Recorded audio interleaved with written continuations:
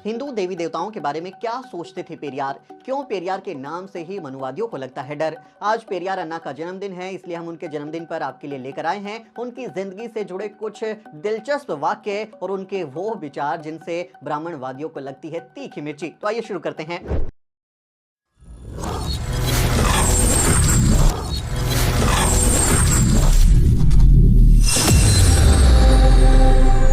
पेरियार के नाम से मशहूर ईवी रामास्वामी नायकर का तमिलनाडु में इतना ज्यादा असर है कि उनके विरोधी भी उनका नाम बेअदबी से नहीं लेते। 17 सितंबर 1879 को तमिलनाडु के ईरोड में पैदा हुए पेरियार का जादू आज भी बरकरार है। अब वो सिर्फ दक्षिण भारत के सुकरात नहीं बल्कि पूरे इंडिया में एक बहुजन महानायक के रूप में याद किए जाते हैं।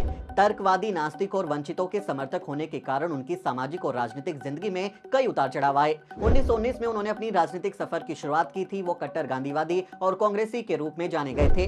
वो गांधी की नीतियों जैसे शराब विरोधी आंदोलन, खादी और छुआछूत मिटाने की ओर आकर्षित हुए थे। उन्होंने अपनी पत्नी नागमणि और बहन बालांबल को भी राजनीति से जुड़ने के लिए प्रोत्साहित किया। ये दो महिलाएं ताड़ी के दुकानों के विरोध में सबसे आगे थीं। ताड़ी विरोध आंदोलन के साथ एकजुटता में उन्होंने स्वेच्छा से खुद अपने नारियल के बाग नष्ट कर दिए थे। उन्होंने सक्रिय रूप से असहयोग आंदोलन में भाग लिया और गिरफ्तार भी किए गए। वो कांग्रेस के मद्रास प्रेसिडेंसी यूनिट के अध्यक्ष भी बने थे, लेकिन जल्दी ही उन्हें समझ आ गया कि कांग्रेस सिर्फ सवर्ण ब्राह्मण पुरुषों के संगठन के अलावा कुछ नहीं थी। वाइकोम सत्याग्रह और पेरियार। 1924 में केरल में त्रावणकोर के राजा के मंदिर की ओर जाने वाले रास्ते पर दलितों की एंट्री बैन किए जाने का विरोध हुआ था। इसका विरोध करने वाले नेताओं को राजा के आदेश से गिरफ्तार कर लिया गया था और इस लड़ाई को आगे बढ़ाने के लिए कोई लीडर नहीं था। तब आंदोलन के नेताओं ने इस विरोध का जो अगुवाई है, लीडरशिप करने के लिए पेरियार को आमंत्रित किया। वो उनके पास गए, उन्हें समझाया कि ये आंदोलन है, आप आकर लीड कीजिए। इस विरोध प्रदर्शन का नेतृत्व करने के लिए पेरियार ने मद्रास राज्य कांग्रेस अध्यक्ष पद से भी इस्तीफा दे दिया था, क्योंकि उनके विचार जो है टकराने लगे थे, तो उन्होंने कांग्रेस से इस्तीफा दे दिया था। वो गांधी के आदेश का उल्लंघन करते हुए केरल चले गए। गांधी की तरफ से, कांग्रेस की तरफ से उन्हें मना किया गया था, लेकिन वो फिर भी दलितों की एंट्री को लेकर केरल चले गए। त्रावणकोर पहुंचने पर उनका राजकीय स्वागत हुआ, क्योंकि वो राजा के दोस्त थे, लेकिन उन्होंने इस स्वागत को स्वीकार करने से मना कर दिया, क्योंकि वो वहां राजा का विरोध करने पहुंचे थे। कितनी जबरदस्त बात है कि वो राजा के दोस्त हैं, उनके स्वागत के लिए तैयारी की राजा ने, लेकिन राजा के रास्ते पर दलित नहीं जा सकते, इसके खिलाफ चल रहे आंदोलन में वो हिस्सा लेने पहुंचे थे, इसलिए उन्होंने राजा के स्वागत का विरोध कर दिया, उसको मंजूर कर दिया कि मुझे आपका स्वागत नहीं चाहिए। उन्होंने राजा की इच्छा के खिलाफ विरोध प्रदर्शन में भाग लिया। राजा उनके दोस्त थे, वो कह रहे थे कि आप ऐसा ना करें, लेकिन उन्होंने अपने दलित जो साथी थे उनके हक के लिए अपने दोस्त और राजा के खिलाफ आंदोलन किया। अंततः उनको भी गिरफ्तार कर लिया गया और महीनों के लिए वो जेल में बंद कर दिए गए। केरल के नेताओं के साथ भेदभाव के खिलाफ उनकी पत्नी नागमणि ने भी महिला विरोध प्रदर्शन का आयोजन किया। कांग्रेस सम्मेलन में जातीय आरक्षण के प्रस्ताव को पास करने के उनके लगातार प्रयास असफल हुए। वो ये प्रस्ताव पारित नहीं करा पाए, क्योंकि वो उस समय पर एक सवर्ण ब्राह्मण पुरुषों का एक गुट बन गई थी कांग्रेस, और उसी तरह से वो फंक्शन कर रही थी। इस बीच एक रिपोर्ट सामने आई कि जो चेरनमादेवी शहर में कांग्रेस पार्टी के अनुदान से जो स्कूल चलाए जा रहे हैं, सुब्रमण्यम अय्यर स्कूल उनके स्कूल के नाम थे, उनमें ब्राह्मण और गैर ब्राह्मण छात्रों के साथ खाना परोसते समय अलग व्यवहार किया जाता है। यानी कांग्रेस पार्टी के फंड से जो स्कूल चल रहे थे उसमें ब्राह्मण और गैर ब्राह्मणों के साथ अलग अलग व्यवहार किया जा रहा था। पेरियार ने ब्राह्मण अय्यर से सभी छात्रों से एक समान व्यवहार करने का आग्रह किया, लेकिन न तो वो अय्यर को इसके लिए राजी कर सके और न ही कांग्रेस के अनुदान को रोक पाने में कामयाब हुए। इसलिए उन्होंने कांग्रेस छोड़ने का ही फैसला कर लिया। कांग्रेस छोड़ने पर उन्होंने आत्मसम्मान आंदोलन शुरू किया, जिसका लक्ष्य गैर ब्राह्मणों, जिन्हें वो द्रविड़ कहते थे, उनमें आत्मसम्मान पैदा करना था। बाद में वो 1916 में शुरू हुए एक गैर ब्राह्मण संगठन दक्षिण भारतीय लिबरेशन फेडरेशन, जो जस्टिस पार्टी के रूप में मशहूर हुई, पेरियार उसके राष्ट्रीय अध्यक्ष बन गए, यानी उन्होंने जस्टिस पार्टी बना ली। पेरियार के साथ काशी के ब्राह्मणों का दुर्व्यवहार। 25 साल की उम्र में पेरियार काशी गए थे। वो तमिलनाडु के एक द्रविड़ व्यापारी के द्वारा बनाए गए धर्मशाला में ठहरे थे, लेकिन वहां उन्हें अपमानित करके निकाल दिया गया, क्योंकि वहां खाना केवल ब्राह्मणों को ही खिलाया जाता था। भूख से परेशान पेरियार ने धर्मशाला के बाहर फेंके गए झूठे पतलों पर मौजूद भोजन से अपनी भूख मिटाई, क्योंकि वहां एक शूद्र को, एक द्रविड़ व्यक्ति को जिसकी चमड़ी का रंग काला है, उसे काशी का कोई पंडा, पुजारी, दुकानदार खाना नहीं खिला रहा था।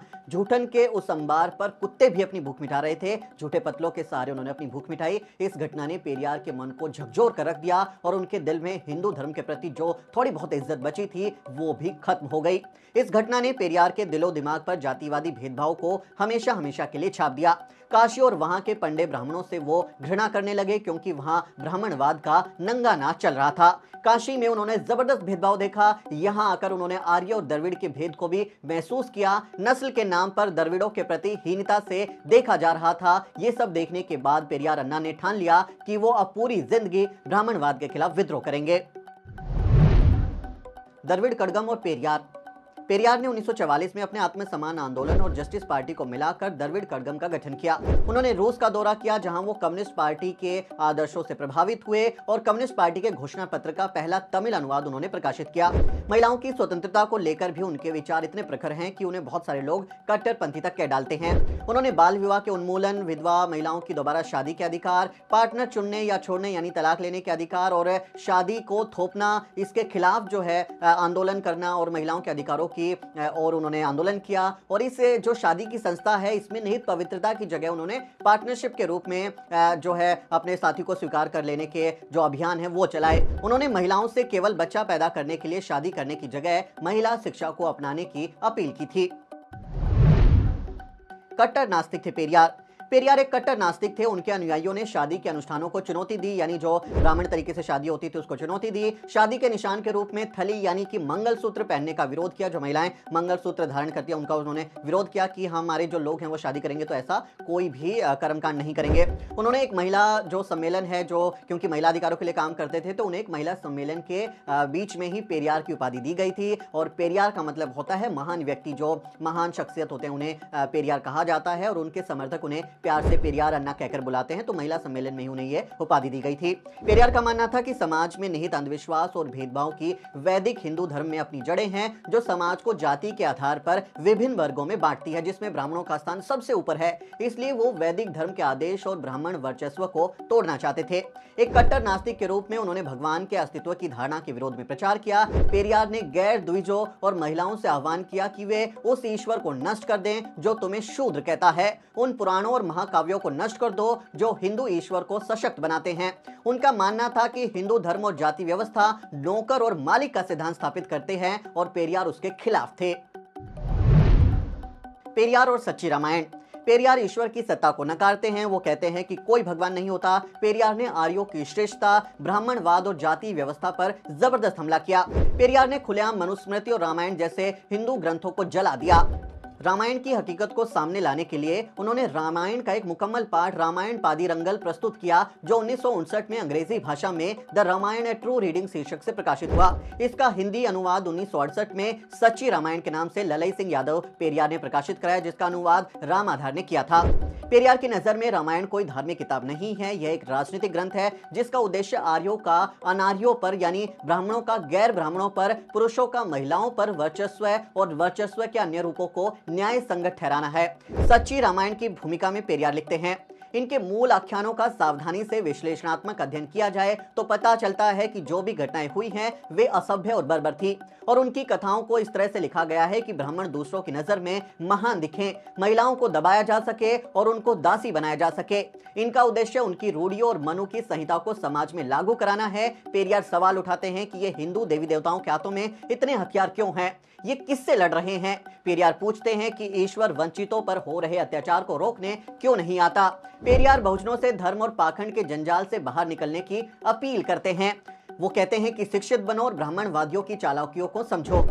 पेरियार अन्ना के जन्मदिन पर हम भी आपसे यही अपील करते हैं कि इस ब्राह्मणवादी जंजाल से बाहर निकलिए, पाखंड से बाहर निकलिए। और से आप सबको पेरियार जयंती की हार्दिक मंगल कामनाएं और बधाई। पेरियार अन्ना के बारे में आप क्या सोचते हैं, क्या राय है, कमेंट करके जरूर बताएं और हमारे चैनल को भी जरूर सब्सक्राइब